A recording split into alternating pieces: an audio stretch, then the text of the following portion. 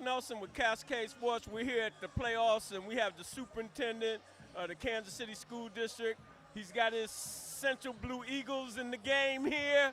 Hey, Soup, you've been to all of these games. How proud are you about your Lincoln team and the Central team? Carlos, man, I can't express to you the excitement that I have right now. Honestly, man, I'm nervous right now. I'm struggling.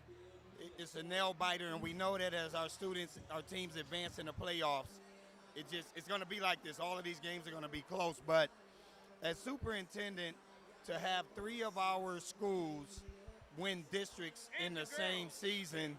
Under your stewardship, that's. Well, I mean, I think the foundation that, we tried to build around this focus with extracurriculars, putting new fields up, new courts up, gyms up in some of our schools, and we see it paying dividends. In fact, Carlos, earlier this morning, I was at the IL watching our elementary championship league, and so we're building this thing up from the bottom. That's what the people in the game are telling me about the feeder teams in the IL in general. I see you working on that. We're getting ready to host a brand new baseball talk show with the IL teams and so forth, and working with RBI, and they're talking about trying to help y'all get some feeder teams. Absolutely. With me being an old dog, and all the old dogs that's here, they always talk about how Central used to be, how Bedel used to be, but you done brought them back to where. I mean, well, my position too is I was a former athlete, a coach.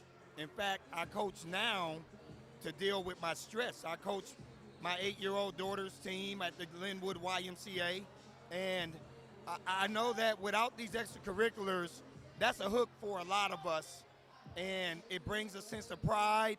It gives our youngsters confidence that, we not only want you to be athletes, but we're trying to create champions for life. Right.